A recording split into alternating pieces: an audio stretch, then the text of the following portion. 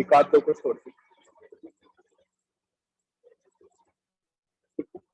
So we are discussing about the second type, that is elastic potential energy. There are two type of spring. एक होती है helical spring, दूसरी होती है spiral spring. ये हमारे मोटिव में या सिलेबस में इससे डील कर। आपने स्प्रिंग में एक मास्क लगाया, मास्क नहीं मास्क, आपने इसको क्या किया, खींच दिया, ठीक, डिस्प्लेसमेंट हुआ, क्या कर दिया, स्ट्रेच कर दिया, या फिर आपने इस स्प्रिंग को क्या कर दिया, कंप्रेस कर दिया, right? So whenever you stretch the spring or whenever you compress the spring, आप जब उसको छोड़ोगे तो वो स्प्रिंग क्या होती है, फिर से दिखती है बाहर, right? So this is the property of the spring that is called elasticity. Elasticity. आप स्प्रिंग को क्या करो, बहुत ज्यादा कंप्रेस कर दो, उसको छोड़ दो, तो that will come in their initial position. आप स्प्रिंग को क्या करो, स्ट्रेच कर दो, उसको आप छोड़ दो, तो that will come in their initial position. This is the property of the spring which is called elasticity, right? And the force which is required to move the spring to its initial position is called reforming force। ये जो spring ने force लगाया अपने आप को फिर से किस इनिशियल पोजीशन में लाने के लिए, वो फोर्स कौन सा था, रिफॉर्म। स्प्रिंग को रिफॉर्म करने में जो फोर्स लगा दैट इज रिफॉर्म, राइट? आप क्या करते हो, जब भी स्प्रिंग को क्या करते हो, कंप्रेस करते हो, तो आप वर्क कर रहे हो, किस फोर्स के अगेंस्ट वर्क कर रहे हो, इस फोर्स पे, क्योंकि ये फोर्स क्या करेगा, स्प्रिंग को फेंकेगा बाहर की तरफ। आप स्प्रिंग को ले जा रहे हो इस फोर्स के against, so that work done will be stored in the form of elastic potential energy, right? Same case होगा स्ट्रेच में। आपने स्प्रिंग को क्या किया, स्ट्रेच, ठीक? एक फोर्स है जो फोर्स इस स्प्रिंग को अंदर की तरफ ले जाना चाहता है, उस फोर्स के अगेंस्ट आपने क्या किया, work, and that work will be stored in the form of elastic potential energy. जब आप ये स्प्रिंग छोड़ोगे तो वो इलास्टिक पोटेंशियल एनर्जी क्या होगी, release, and the spring will come into their initial position, right? So elastic potential energy, या तो ये कह सकते हो कि work done when stored in the spring when it is compressed और स्ट्रेच्ड, या फिर क्या कह सकते हो इलास्टिक पोटेंशियल एनर्जी को, it is the energy of the body by virtue of change in configuration, bracket में लिखोगे शेप, कंप्रेशन और स्ट्रेच। कंप्रेशन और स्ट्रेच करने में जो वर्कडन होता है, वही वर्कडन स्टोर होता है in the form of potential. Reforming force का कॉन्सेप्ट हमने क्यों पढ़ा, बिकॉज इस रिफॉर्मिंग फोर्स के अगेंस्ट आप क्या कर रहे हो, वर्क कर, राइट? तो अगर आप मान लो स्प्रिंग को इतना ज्यादा स्ट्रेच ना करके सिर्फ कितना स्ट्रेच करते हो, डीएक्स, ठीक? तो we will find out what is the work done. हमें फॉर्मूला निकालना है, जैसे हमने अभी फॉर्मूला निकाला mgh, वैसे हमें फॉर्मूला निकालना है इलास्टिक पोटेंशियल एनर्जी। देखो, जो ये रिफॉर्मिंग फोर्स रहता है ये डायरेक्टली प्रोपोर्शनल रहता है x। जो रिफॉर्मिंग फोर्स है वो डायरेक्टली प्रोपोर्शनल है डिस्प्लेसमेंट। समझिए,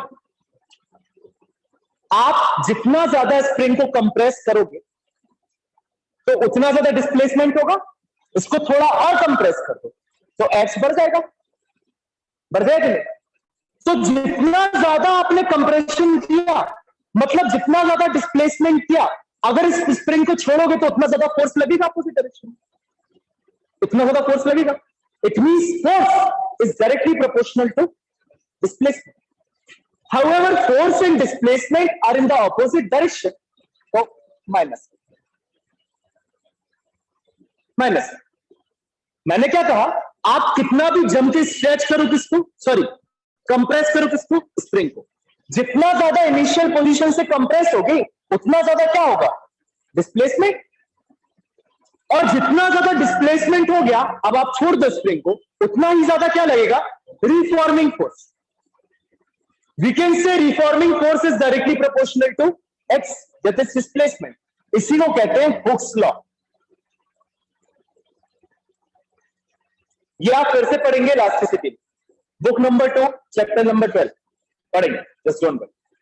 अभी आपको बेसिक समझाया, फिर से समझाऊंगा वहां पे कैसे आया force is directly proportional to displacement, समझा दिया। अगर कंप्रेशन वाले केस से समझ में नहीं आया, स्ट्रेच वाले से समझ। आप किसी स्प्रिंग को लो, उसको अच्छी जोर से स्ट्रेच करो, आप जितना ज्यादा स्ट्रेच करोगे उतनी जम से स्प्रिंग क्या आएगी, वापस आएगी। तो जितना ज्यादा डिस्प्लेसमेंट उतना ज्यादा reforming. So minus F is directly proportional to X. अगर प्रोपोर्शनलिटी साइन हटाओगे तो माइनस एफ आ जाएगा एक्स और एफ आ जाएगा, या माइनस एफ के एक्स लिखा रहेगा, वेयर के इज कॉल्ड, क्या है के, स्प्रिंग कांस्टेंट।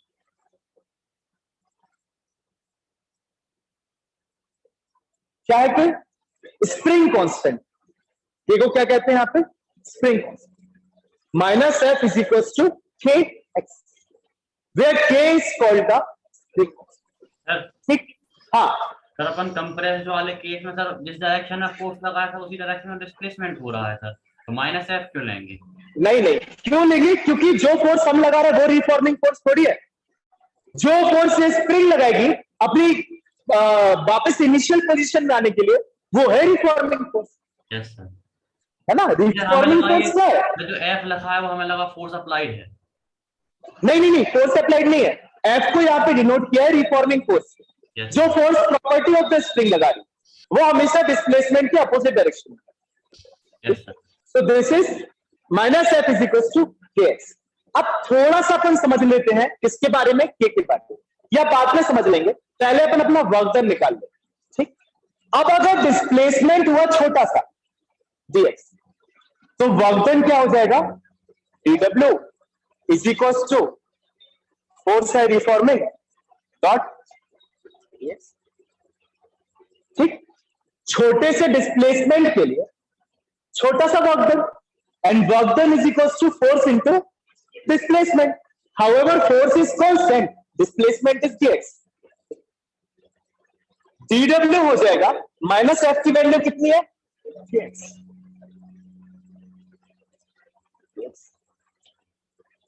ये क्या है, ये वो वर्क डन है जो आपने इतने से डिस्प्लेसमेंट करने के लिए लगाया। आपको टोटल डिस्प्लेसमेंट करना है जीरो से लेके कहां तक, x तक। टोटल डिस्प्लेस कितना किया बॉडी को, x। सो आप क्या करोगे, इंटीग्रेट कर दोगे dw को जीरो से लेके x, तो टोटल वर्क डन आ जाएगा के एक्स स्क्वायर अपॉन 2 जीरो से लेके x। लिमिट पुट करोगे तो w आ जाएगा के एक्स स्क्वायर अपॉन 2। और मुझे एक बात बताओ, work done to stretch the body और compress the body through displacement x will be stored in the form of elastic potential energy.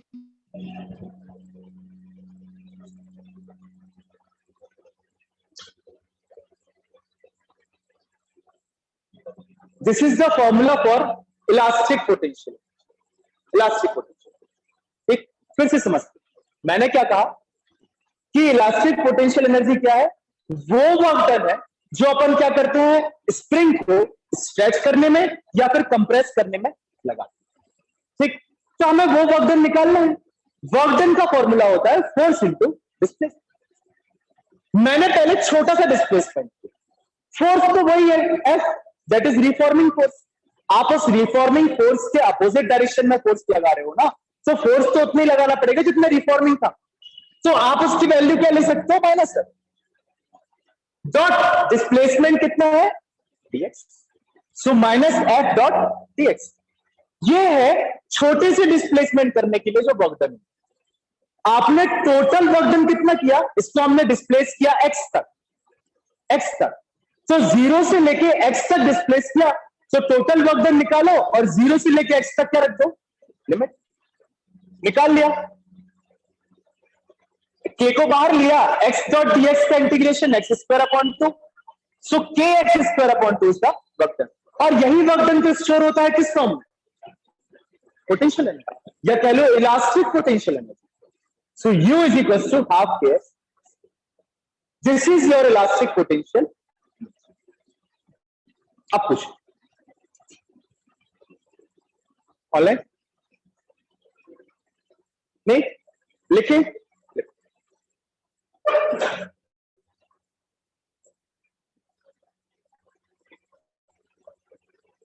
अच्छा इलास्टिक पोटेंशियल एनर्जी की डेफिनेशन लिख लोगे, जैसे ग्रेविटेशनल की लिखी, बाय वर्च्यू ऑफ क्या आ जाएगा, कंफिगरेशन। लिख लो, अच्छा लिख लो, the energy possessed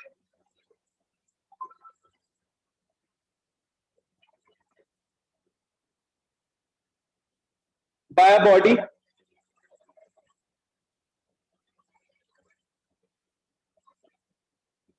by virtue of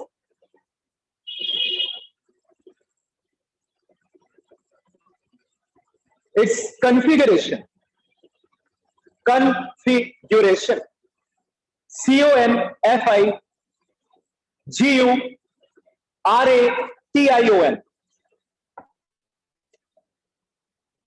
bracket में लिखो भैया हाँ शुरू कर दिए, थोड़ी सी नेटवर्क इशू हो गए थे। देखो, द एनर्जी या the potential energy possessed by the body, the energy possessed by the body by virtue of its configuration, bracket में लिखो, with state of compression or expansion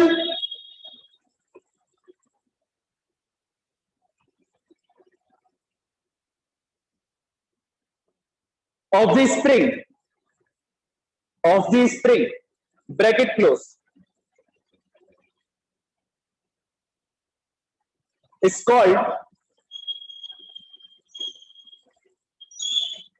PE of P dot E, potential energy of the spring.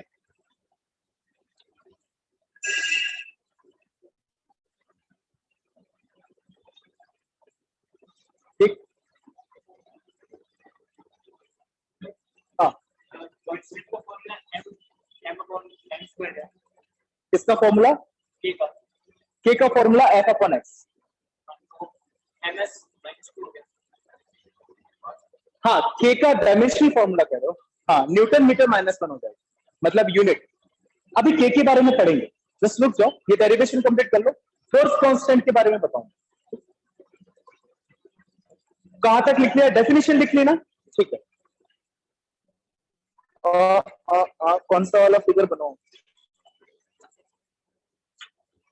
ठीक है, ये एक बस बना लो, ये 3 spring मत बनाओ, ये एक बस बना लो साइड में।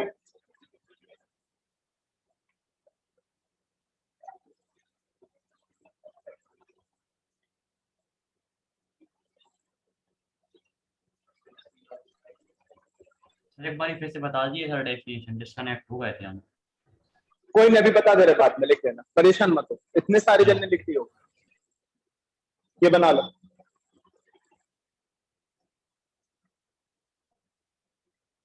लिखो, reforming force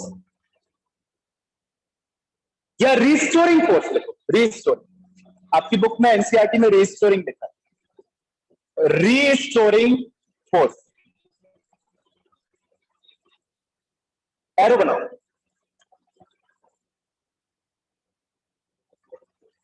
when the spring is compressed, when the spring is compressed or elongated, elongated, when the spring is compressed or elongated, comma, it tends to recover to its original length. Original length on account of original length on account of elasticity. Elasticity. Full stop. Para change. Now this is the definition. The force trying to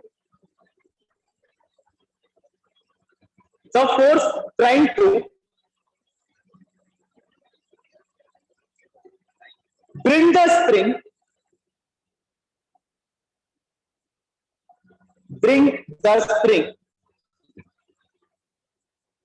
back to the original position, back to the original configuration, position nahi, configuration, is called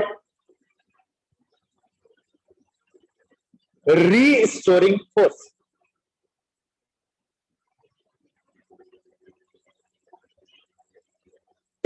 ये आपको अभी फिर मिलेगा elasticity में, but यहां भी लिख लो elastic potential energy तो यही पढ़नी है.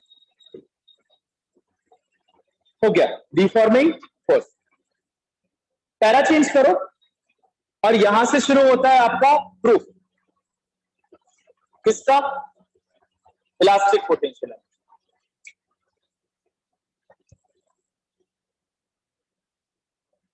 देखो, for a small stretch,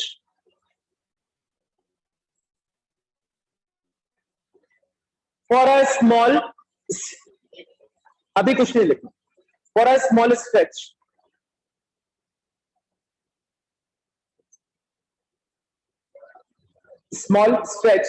spring obeys Hooke's law. Spring obeys Hooke's law. HOOK apostrophe Hooke's law. ठीक है, उसके नीचे लिखो restoring force is proportional to, ऐसे restoring force is proportional to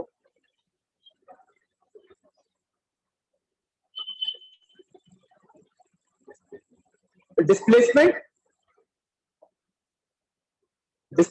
और ब्रैकेट में लिख लेना, इसी डिस्प्लेसमेंट को हम स्ट्रेच और कंप्रेशन भी कहते हैं. इसी एक्स को हम क्या कहते हैं? स्ट्रेच और कंप्रेशन. वही ब्रैकेट में लिख लो डिस्प्लेसमेंट के नीचे, स्ट्रेच और compression. Minus F is directly proportional to x.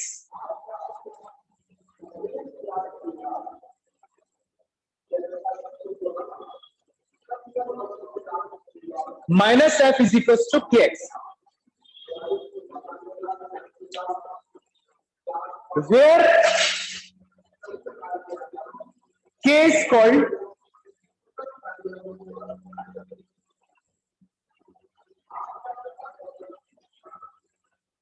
क्या है? Spring constant.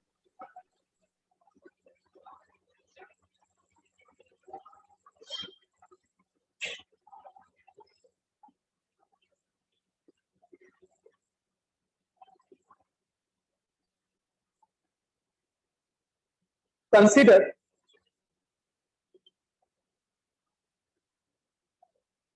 a small amount of work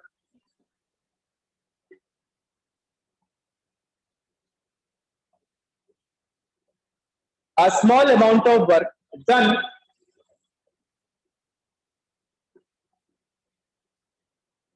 in increasing the length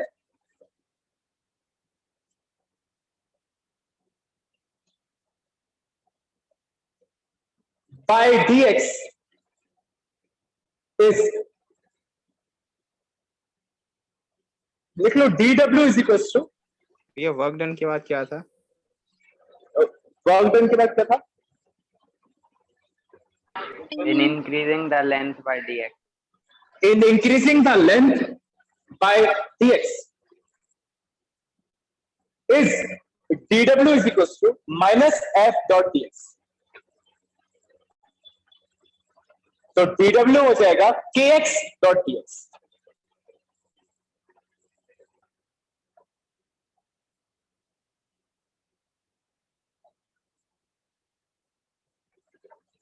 Therefore, 3 dot बनाओ.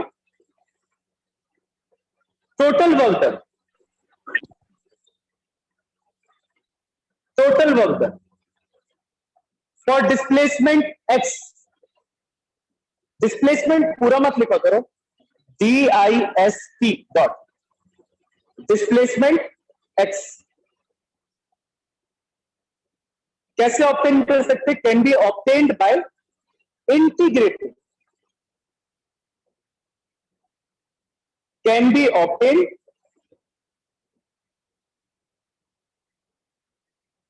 by integrating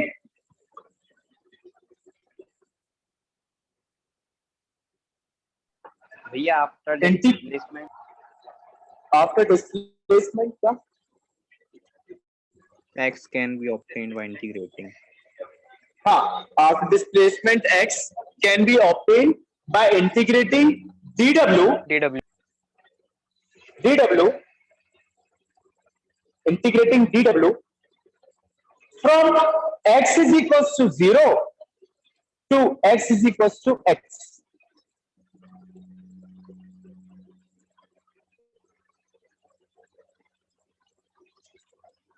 यहां तक लिख दो, लास्ट स्टेप छोड़ के बस 1 2 3 स्टेप, लास्ट मत लिखो.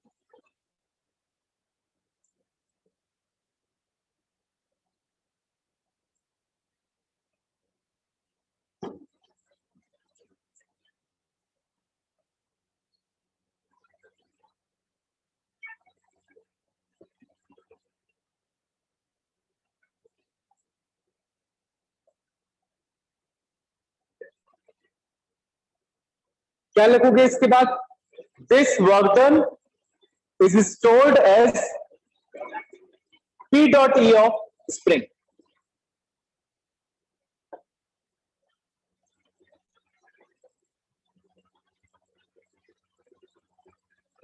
This work done is stored as P dot E of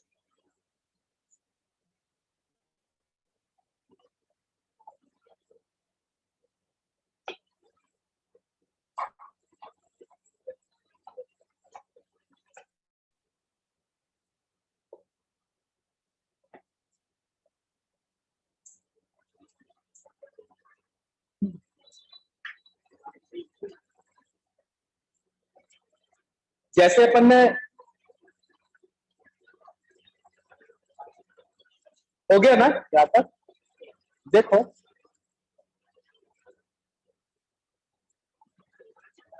P का ग्राफ बना रहे हैं किसी x के साथ.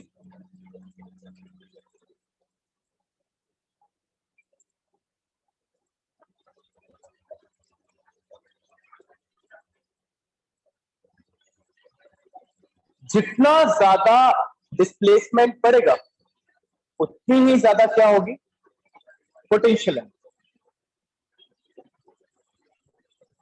जितना ज्यादा डिस्प्लेसमेंट बढ़ेगा उतनी ज्यादा क्या होगी? Potential energy. ये प्लस एक्स क्या है? स्ट्रेच.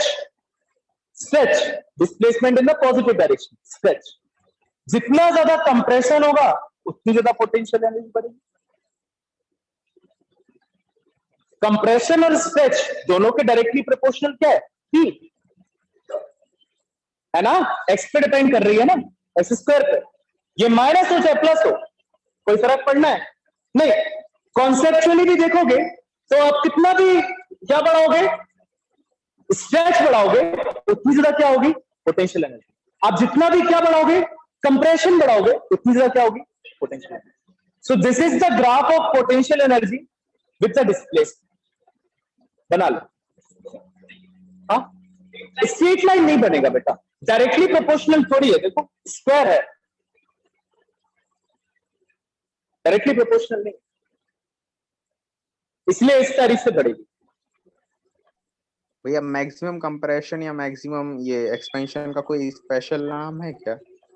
नहीं, वो नहीं है, वो केस होता है, बट आप लोगों के लिए नहीं है मैक्सिमम कंप्रेशन और मैक्सिमम स्ट्रेच का। हाँ, आपको इलास्टिसिटी में मिलेगा वो केस, ओके भैया, वहां पे है, ठीक है। उसको कुछ कहते हैं, क्या कहते हैं?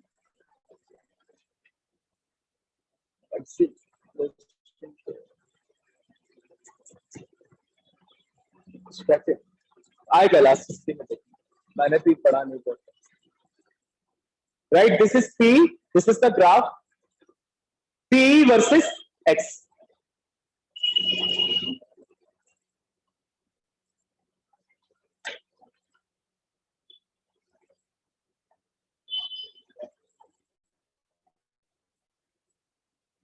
ठीक है, जैसे अपन ने उसमें लिखा था वैसे इसमें लिख लो, इंपॉर्टेंट पॉइंट्स रिगार्डिंग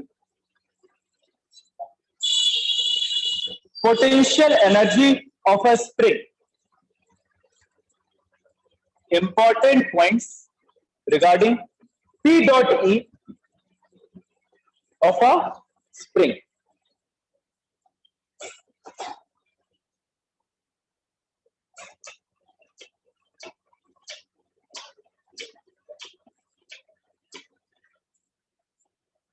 देखते हैं कौन सी।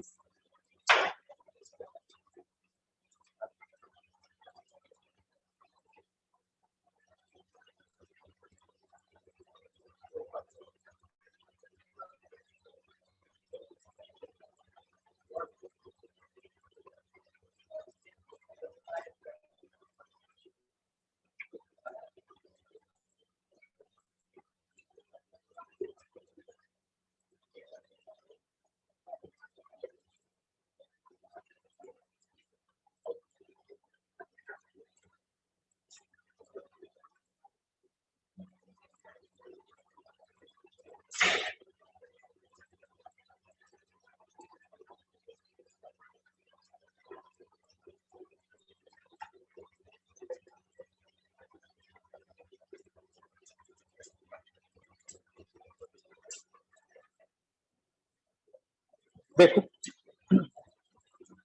This is the initial point. यहां पे एक्स आपका क्या है? डिस्प्लेसमेंट 0, नॉर्मल केस में है, ठीक, कोई वर्क डन नहीं, कोई potential energy of the spring. इस केस में स्प्रिंग के पास पोटेंशियल एनर्जी कितनी है? 0। कितनी है इस केस में पोटेंशियल एनर्जी? 0। कोई वर्क डन किया आपने? आपने सिर्फ ऐसे लटका दिया, हॉरिजॉन्टल सरफेस, सरफेस है इसके नीचे, समझ लेना उस पर, ठीक है। मैंने क्या किया? इसको स्ट्रेच किया, एक्स तक लेके, यहां पे इसकी पोटेंशियल एनर्जी कितनी हो जाएगी? Half kx। If x is the displacement, तो यहां पे पोटेंशियल एनर्जी कितनी हो जानी चाहिए? Half kx square. यहां पे लाके आपने क्या किया? स्प्रिंग को छोड़ दिया, स्प्रिंग वापस आई कहां? यहां ए पे। स्प्रिंग वापस कहां आएगी? ए पे। यहां पे फिर से इसकी पोटेंशियल एनर्जी क्या हो जाएगी? 0। बट आपने देखा होगा कि स्प्रिंग यहां रुकती नहीं है, स्प्रिंग कहां जाती है? अंदर, बैकवर्ड, कंप्रेस होती है। क्यों? क्योंकि यहां जो इसकी पोटेंशियल एनर्जी थी वो यहां पे आते आते फिर से क्या होगी? काइनेटिक एनर्जी में कन्वर्ट।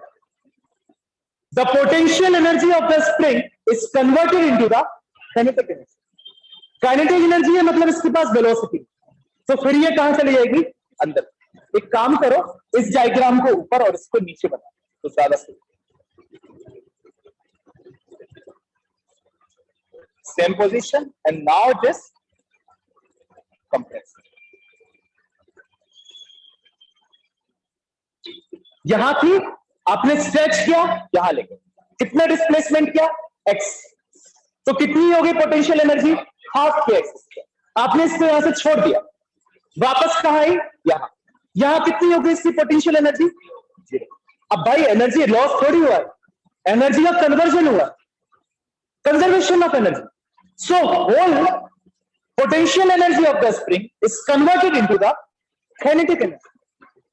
अब काइनेटिक एनर्जी में कन्वर्ट हुआ तो रुक तो नहीं रह सकती, ऑफ कोर्स उसके पास वेलोसिटी है, कहां को भागेगी, यहां पे आके फिर से क्या हो गई, ये रुक गई, वेलोसिटी क्या हो गई, 0। फिर से पूरी की पूरी काइनेटिक एनर्जी किसमें कन्वर्ट हो गई, पोटेंशियल। देखो डिस्प्लेसमेंट एक्स है तो हाफ के एक्स, यहां से फिर वापस जाएगी, फिर ए पे आएगी, फिर काइनेटिक एनर्जी 0 और पोटेंशियल एनर्जी 0 और काइनेटिक एनर्जी मैक्सिमम। फिर यहां पे रुकेगी नहीं, क्योंकि इसके पास क्या है, के, बाहर अंदर बाहर अंदर बाहर। स्प्रिंग को देखा है, ऐसे ऐसे ऐसे ऐसे ऐसे ऐसे होती है। This is because of this, this is because of this. एक मिनट एक रुक जाओ, सांस लो, हमें तुम्हें भी पता है रुक जाती है, हमें भी पता है रुक जाती है, लेकिन थोड़ा तुम रुको तो हम उसको रोकेंगे, फिलहाल के लिए उसको चलने दो, ठीक है। मैंने कहा चले, ठीक। तो स्प्रिंग क्या कर रही है, सिंपल हार्मोनिक मोशन। क्या होता है simple harmonic motion, vibrational motion बताया था ना जब अपन सेकंड चैप्टर शुरू कर रहे थे, टू एंड फ्रो मोशन। एक पर्टिकुलर पॉइंट जिसको आप मान लो ए, इसके दोनों तरफ टू एंड फ्रो मोशन कर रही है क्या, spring. So spring is oscillating simple harmonically. You can say that. You can say that. क्यों हो रही है, क्योंकि पोटेंशियल एनर्जी काइनेटिक एनर्जी में कन्वर्ट हो रही, फिर वही काइनेटिक एनर्जी फिर से पोटेंशियल एनर्जी में कन्वर्ट हो रही, फिर वो पोटेंशियल एनर्जी फिर से kinetic, kinetic potential, potential kinetic. Spring is to and fro motion, spring is doing to and fro motion, ठीक। तो अगर नॉर्मल केस है और एयर रेसिस्टेंस आपका कितना है, 0, तो नहीं रोके। और अगर एयर रेसिस्टेंस आ जाएगा तो ये एज अ फ्रिक्शन वर्क करेगा। तो एज अ फ्रिक्शन जब वर्क करेगा तो आपकी कुछ मैकेनिकल एनर्जी इस फ्रिक्शन को ओवरकम करने में लग जाएगी। तो धीरे धीरे आपकी जो मैकेनिकल एनर्जी है या जो आपकी पोटेंशियल और काइनेटिक एनर्जी है वो क्या हो जाएगी, रिड्यूस। तो भैया रिड्यूस होते होते होते होते क्या हो जाएगी, तो आपकी स्प्रिंग किस पे आ जाएगी, भैया पर स्प्रिंग तो बहुत जल्दी रुक जाता है। तो क्या बहुत जल्दी रुक जाता है, that depends on the force constant, क्योंकि वो जल्दी ही क्या होता है, कम बनता है, उसका डिस्प्लेसमेंट भी कम होता है। अगर आप स्प्रिंग को बहुत ज्यादा तानोगे तो वो होती रहेगी, वो इतनी जल्दी नहीं रुकती। कौन सी स्प्रिंग जल्दी रुकती है, जो स्टिफ रहती है, स्टिफर। अगर स्प्रिंग सॉफ्ट है तो नहीं रुकेगी। तो अगर स्टिफर है तो डिस्प्लेसमेंट भी तो कम हो रहा है, नहीं हो रहा, डिस्प्लेसमेंट भी तो कम हो रहा है। आप हाइड्रोलिक प्रेशर्स की स्प्रिंग देखो, इतनी बड़ी बड़ी स्प्रिंग लगी है और उसके ऊपर 1000 केजी का मास रखा हुआ है, अरे वो स्प्रिंग नहीं रुकती है 1 घंटे तक, तो ये कैसे जल्दी रुक जाएगी। अगर जल्दी रुक भी रही है दीपेश, तो here is only one factor that is rocking the spring और stopping the spring, that is air resistance और यू कैन से फ्रिक्शन, ठीक। फ्रिक्शन ज्यादा वर्क कर रहा होगा तो स्प्रिंग जल्दी रुक जाएगी, फ्रिक्शन कम वर्क कर रहा होगा तो रुकती, बट उसको रोक कौन रहा है, फ्रिक्शन। क्योंकि मैकेनिकल एनर्जी का कुछ पार्ट किसमें ओवरकम करने में लग रहा है, फ्रिक्शन को ओवरकम करने, इसीलिए आपकी स्प्रिंग रुक जाती है। However, if we are neglecting the air resistance, तो फिर आपका क्या होगा, मूवमेंट होता रहेगा।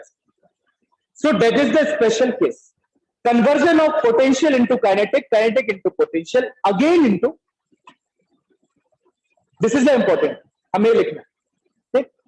ये डायग्राम बनाओ,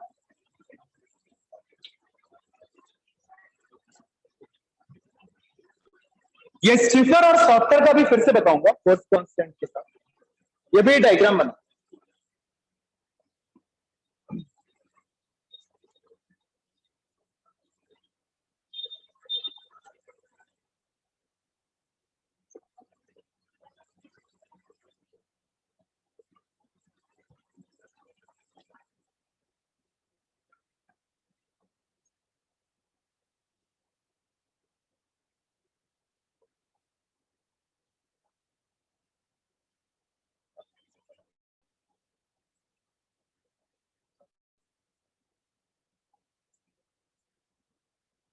पॉइंट्स में इसको एक्सप्लेन करके लिखेंगे, स्टार बनाते जाते ऐसे।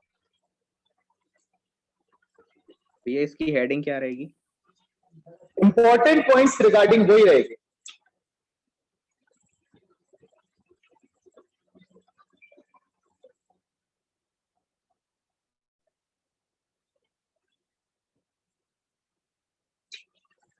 देखो, इसको ए, इसको B, this condition is C and this is D.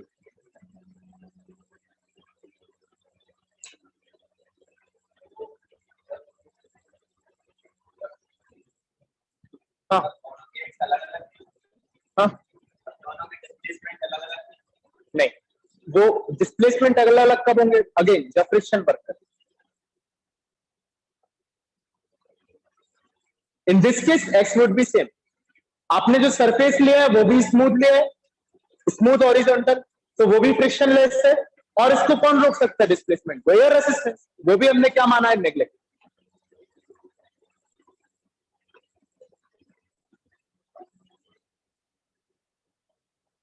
देखो,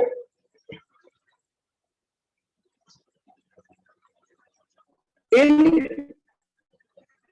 figure A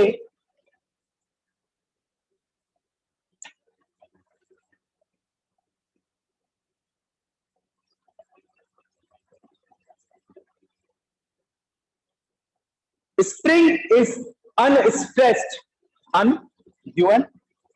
stressed.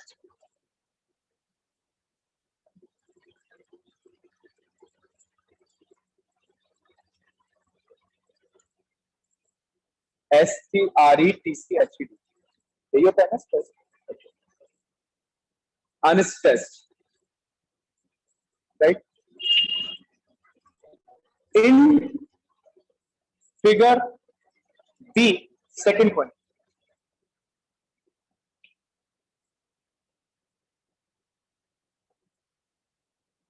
spring is stressed through x, small x। तीन डॉट बनाओ, therefore P dot E, potential energy of the spring is half kx square।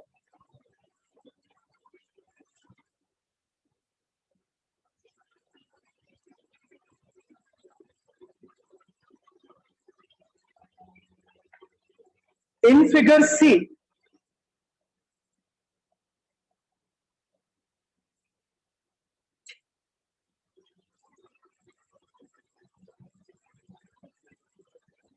when the spring is released,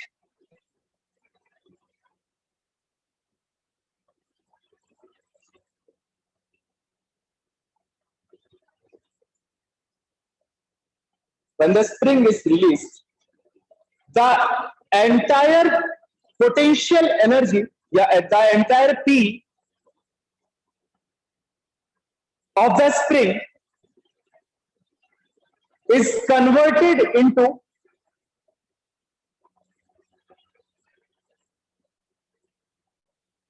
K dot E of the body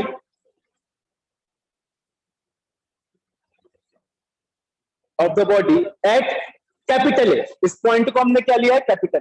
देखो ना, capital A लिया ना, eight capital A. ठीक, मतलब ए तक आते आते पूरी की पूरी पोटेंशियल एनर्जी किसमें कन्वर्ट होगी? Kinetic energy. ठीक है, that is why the body can not stop.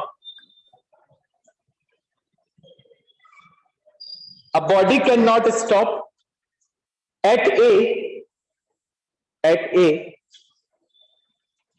and goes back,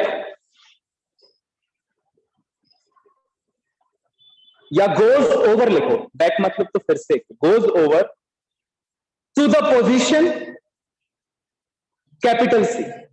देखो, इसको कैपिटल C मान लो, ये जो स्ट्रेच वाली पोजीशन थी इसको B मान लो,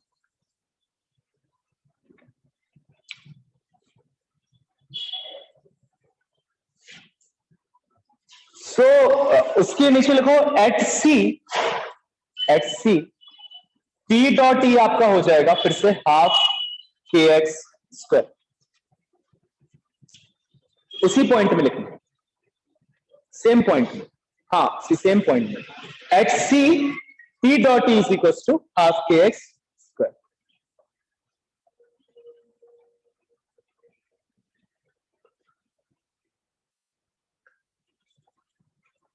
अब ब्रैकेट में लिखो in figure D, in figure D लिखा ना इसमें।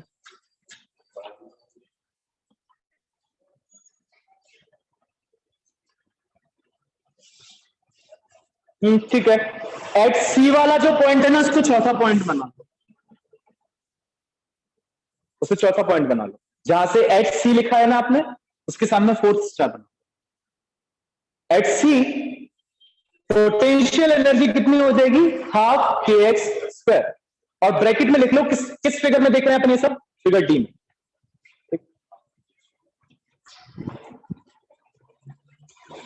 अब पैरा, अब इसको पॉइंट खत्म हो गए ना, अब लिखो पैरा, मतलब पैरा चेंज कर, उस लाइन के बाद यहां से लिखना, यहां से, मतलब यहां जहां लाइन खत्म हुई ना उसके बाद अगली लाइन से इन बिटवीन, मतलब इन बिटवीन लिखना नहीं है, बीच में से लिखना चालू कर। This is repeated,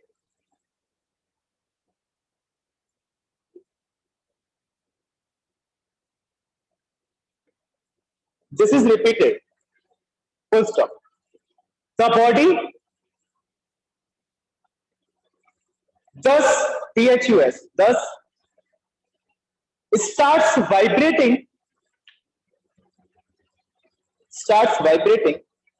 simple harmonically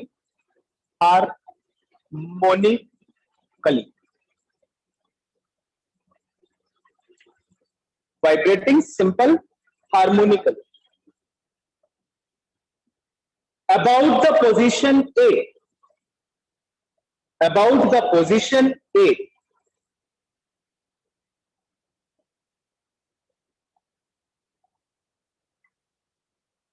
line change, total energy in all the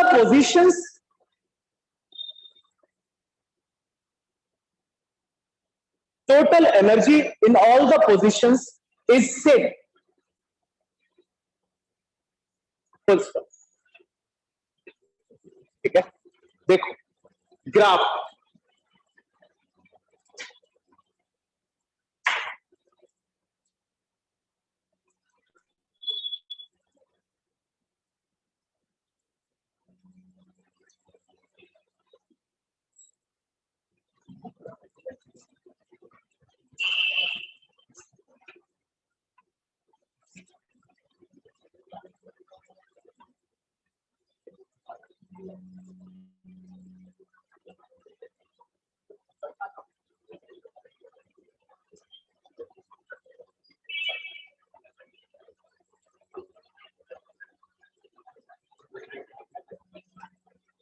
किस किस को ये ग्राफ समझ में नहीं आया और किस किस को ये ग्राफ समझ में आ गया?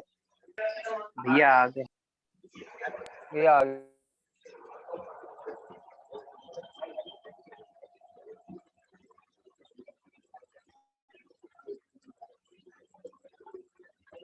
देखो जब ये मान लो ए है, ठीक है, यहां पे आपकी पोटेंशियल एनर्जी क्या है, जीरो है, देखो। और जब पोटेंशियल एनर्जी जीरो है तो सारी की सारी एनर्जी किसमें कन्वर्ट हो गई, काइनेटिक एनर्जी। तो काइनेटिक एनर्जी क्या है, मैक्सिमम है कि नहीं। अब तुम किसी भी तरफ जाओ, अब तुम इस तरफ जाओगे तो पोटेंशियल एनर्जी को बढ़ना ही है। ये ग्राफ तुमने पहले बना रखा था। आप जब क्या कर रहे हो, स्ट्रेच कर रहे हो, तो पोटेंशियल एनर्जी को क्या करना है, बढ़ना है, और काइनेटिक एनर्जी को क्या होना है, कम। ठीक, बी तक पहुंचते पहुंचते देखो काइनेटिक एनर्जी क्या होगी, जीरो, और पोटेंशियल एनर्जी क्या होगी, मैक्सिमम। ठीक, यहां से साइड भागो, ये आप ए से अगर क्या कर रहे हो, कंप्रेस कर रहे हो, तो देखो पोटेंशियल एनर्जी बढ़ती जाएगी और काइनेटिक एनर्जी क्या होती जाएगी, कम होती जाएगी। जैसे ही आप सी पे आओगे तो देखो काइनेटिक एनर्जी क्या होगी, 0, और पोटेंशियल एनर्जी फिर से क्या हो गई, मैक्सिमम। तीनों कंडीशन में टोटल एनर्जी सेम है, तीनों कंडीशन में टोटल एनर्जी क्या है, this is the graph, this is the graph, बना लो।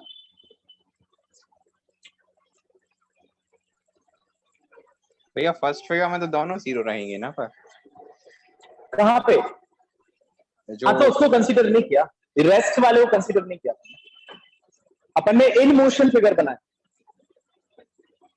ओके भैया, है ना।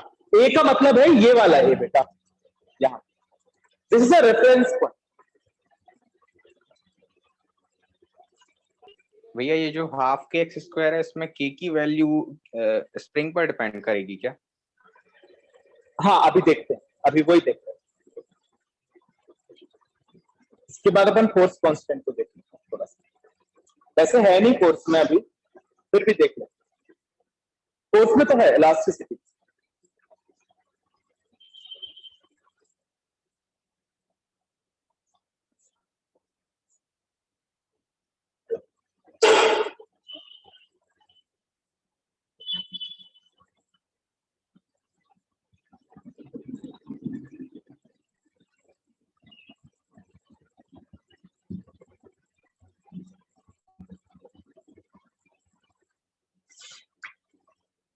ठीक है, बता दें सारा,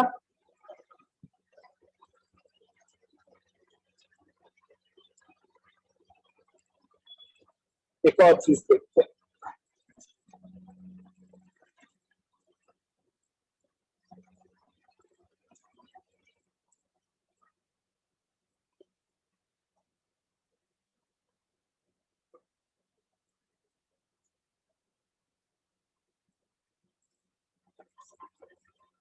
देखो अगर मान लो F कांस्टेंट है, फोर्स क्या है, कांस्टेंट है, तो K is inversely proportional to क्या हो जाएगा, जिस भी स्प्रिंग का फोर्स कांस्टेंट ज्यादा होता है वो स्प्रिंग कैसी रहती है, स्टिफर, टाइट, उसमें ज्यादा डिस्प्लेसमेंट नहीं होता। जिस स्प्रिंग का फोर्स कांस्टेंट क्या रहता है, ज्यादा रहता है, वो स्प्रिंग कैसी रहेगी, बहुत टाइट रहेगी, उसमें डिस्प्लेसमेंट क्या होगा, कम। देखो ना, K is inversely proportional to X। तो तुमने देखा होगा दो टाइप की स्प्रिंग्स आती है, एक जो बहुत पास पास एकदम चिपकी रहती है, अच्छे से तनती नहीं है ज्यादा दूर, अब उसको बहुत तेज तानना पड़ता है, जो आपकी साइकिल में लगी रहती है, दैट इज ए स्टिफर, उसका फोर्स कांस्टेंट क्या है, ज्यादा है, बहुत ज्यादा फोर्स कांस्टेंट है। एक होती है सॉफ्ट, आराम से हाथ से भी करो तो भी होता है, उसका फोर्स कांस्टेंट क्या रहता है, कम, तो उसमें डिस्प्लेसमेंट क्या हो जाता है, ठीक। आप फोर्स तो उतना ही लगा रहे हो, आपका फोर्स क्या है, कांस्टेंट है, आप फोर्स तो उतनी लगा रहे हो, जितना आप एक स्प्रिंग को खींचने में लगाओगे उतनी फोर्स तो दूसरे को खींचने में लगाओगे, लेकिन कौन सी स्प्रिंग ज्यादा खींचेगी और कौन सी स्प्रिंग कम खींचेगी वो किस पे डिपेंड करेगा, के। तो अलग अलग के की स्प्रिंग आती, तो अगली बार जब शॉप पे जाओ तो कहना भैया जिसका फोर्स कांस्टेंट ज्यादा है वो वाली स्प्रिंग निकाल दो, भैया कहेगा ठीक, वो निकालेगा अपने मन की। So K is inversely proportional to X. दूसरी चीज देखो, अगर इस इक्वेशन में x की वैल्यू 1 रख दूं तो k किसके इक्वल आ जाएगा, f के। So what is the force constant, it is the force required to displace a body through unit displacement. क्या है, वो फोर्स है जो किसी भी बॉडी को यूनिट डिस्प्लेस करने के लिए, सॉरी स्प्रिंग को, not body, spring. So K is defined as, के की अगर आपको डेफिनेशन निकालनी है तो यू कैन इक्वेट के एज अ फोर्स। क्या है, वो फोर्स है स्प्रिंग में जो उसको यूनिटरी क्या कर रहा है, डिस्प्लेस कर रहा है। So from here you can find out the definition of force constant. ये भी आपको इलास्टिसिटी, ये भी आपको इलास्टिसिटी। अभी आपको जानना हो तो आप ये जान सकते हैं, आप चाहते हो इसके यहाँ नोट्स बनवा दो तो मैं यहाँ बता देता हूं, अगर आपको इलास्टिसिटी में पढ़ना है तो वहीं बता दूंगा, यहाँ पे इसका यूज नहीं।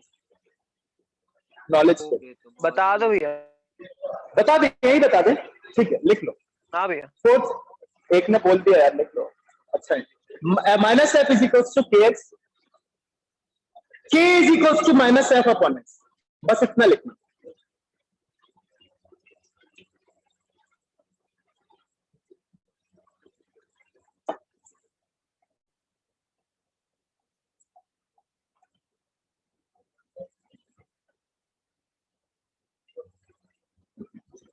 फॉर अ कांस्टेंट फोर्स, इसके बाद देखो, for a constant force, for a constant force, comma,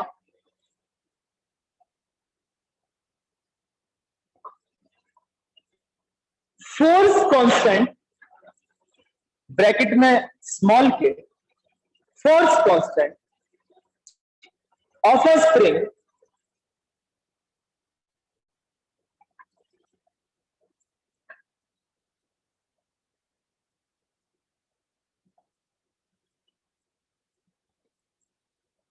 force constant of a spring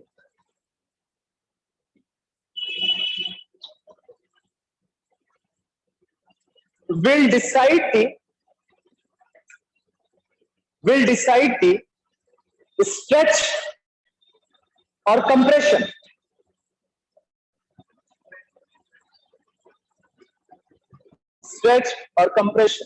bracket में लिखोगे displacement.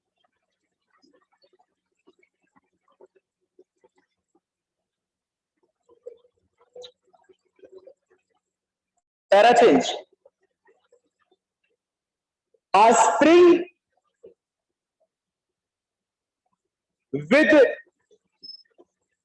greater force constant, a spring with greater force constant is said to be stiffer, STIFFER, stiffer means hard, kadak, resistive to any force, stiffer, full stop. And with a smaller force constant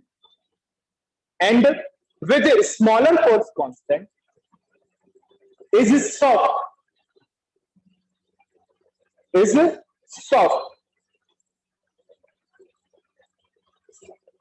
soft रहती है, ठीक है, काफी है। अब force constant की definition तो वही, क्या लास्ट से सीधे थोड़ी पढ़ रहे।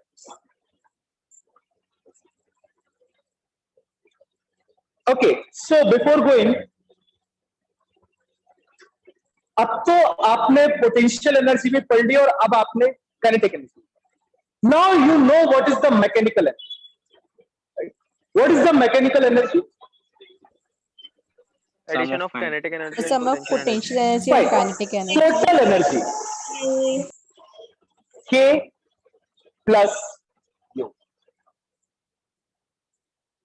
The mechanical energy is the sum of kinetic energy and potential energy. However, the definition is not important. What is important is the law of conservation of mechanical energy, which states that mechanical energy of the body is always conserved when the force acting to do work is conservative. Mechanical energy किसी भी body की क्या रहती है? Conserve रहती है। अगर जो उसमें वर्क डन हो रहा है और जिस फोर्स के कारण हो रहा है वो फोर्स कैसा है? कंजर्वेटिव।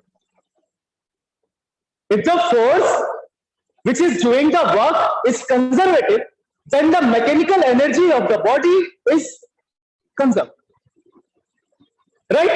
Conserved का मतलब initial mechanical energy will be equal to the final mechanical energy. Final mechanical. बहुत सिंपली आप इसको प्रूव कर सकते हो, कोई दिक्कत नहीं है। देखो आपका पोटेंशियल एनर्जी क्या होता है? Negative of work done, right? W is equals to minus del U. Change in potential energy is equals to negative of work done. You can write W is equals to minus U2 minus U1. Change in potential energy final minus initial. और work energy theorem से आपका kinetic energy क्या होता है? Change in kinetic energy is equal to the work done. So W is equal to K2 minus K1। दोनों को equate कर दो, minus U2 plus U1 is equal to K2 minus K1। K1 plus U1 is equal to K2 plus. Total mechanical energy before system is equal to the total mechanical energy after the system. Hence, the mechanical energy of the body is conserved. So this is a theoretical kind of proof. हमें illustration करना है इसका free fall जो आपके paper में आता है। आप किसी बॉडी को फ्री फॉल करोगे और फ्री फॉल करने के बाद उसका 3 पॉइंट पे क्या निकालोगे? Total energy. और वो तीनों पॉइंट में वो टोटल एनर्जी क्या आनी चाहिए? Same. It means the mechanical energy is कल पे।